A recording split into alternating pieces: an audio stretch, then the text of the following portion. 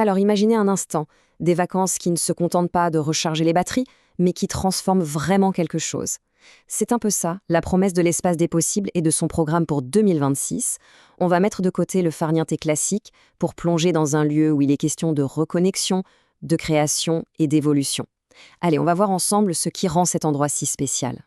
Au cœur de la saison 2026, il y a cette idée à la fois toute simple et assez révolutionnaire, l'intime source de lien. En fait, l'intuition, c'est que pour mieux se connecter aux autres, il faut d'abord se reconnecter à soi-même. Et c'est ce fil rouge qui va guider absolument chaque moment du séjour.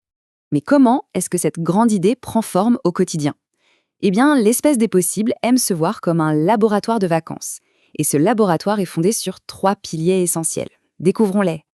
Le tout premier pilier, c'est la nature. Et pas juste un petit coin de verdure, hein. On parle d'un domaine de 13 hectares. Imaginez, une forêt pour vraiment respirer, un jardin en permaculture qui nourrit, une piscine pour se rafraîchir. En fait, chaque recoin est une invitation à ralentir, à se poser et à se reconnecter, à la fois à la terre et à soi.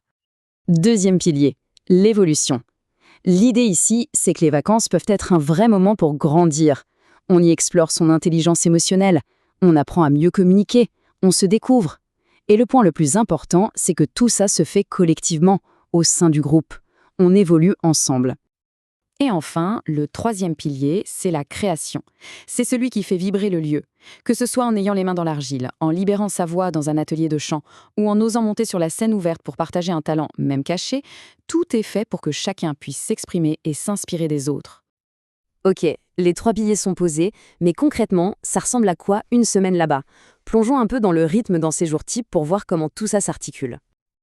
Alors, le voyage commence le samedi. On arrive, on s'installe et hop, un petit moment d'accueil pour lancer la dynamique. Puis vient un choix, et pas des moindres, celui de son parcours d'atelier pour les 5 jours à venir. Il y a une offre absolument dingue, super variée. Les journées s'organisent autour de ces sessions. Mais la vie ne s'arrête pas là, loin de là. Il y a les repas partagés, la musique, les soirées et surtout un concept clé, l'espace ouvert. C'est un moment où chacun peut proposer une activité, partager une passion et de fait co-créer l'expérience de la semaine. La structure existe, mais la magie, elle, vient aussi de l'imprévu. Cette structure de base prend des couleurs vraiment différentes en fonction des semaines. Et la saison 2026, c'est un vrai festival de thématiques. Jetons un œil à quelques exemples pour sentir un peu cette diversité. La programmation, c'est un grand écart assez fascinant. D'un côté, on a des semaines tournées vers le corps et l'esprit, avec des approches parfois uniques, comme l'éco-coaching, où on en apprend énormément de soi au contact des chevaux, ou même des ateliers sur les neurosciences.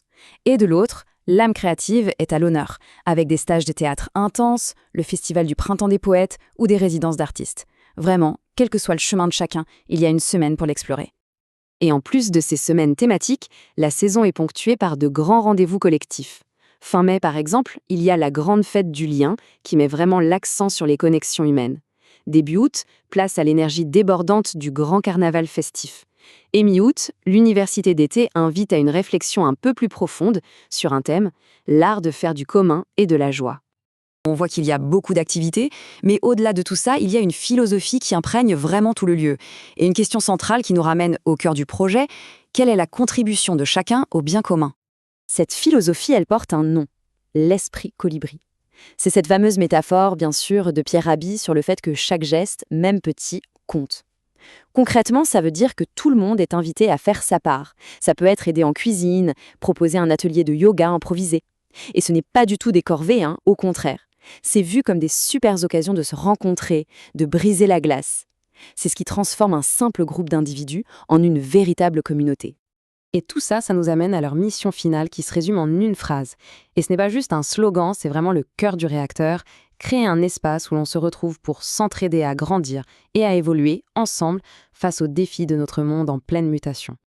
Finalement, toute l'expérience de l'espace des possibles peut se résumer à cette question. Une question qui pose à chacun des visiteurs et qu'on peut se poser aussi. Et soi-même, qu'est-ce qu'on apporte au pot commun ?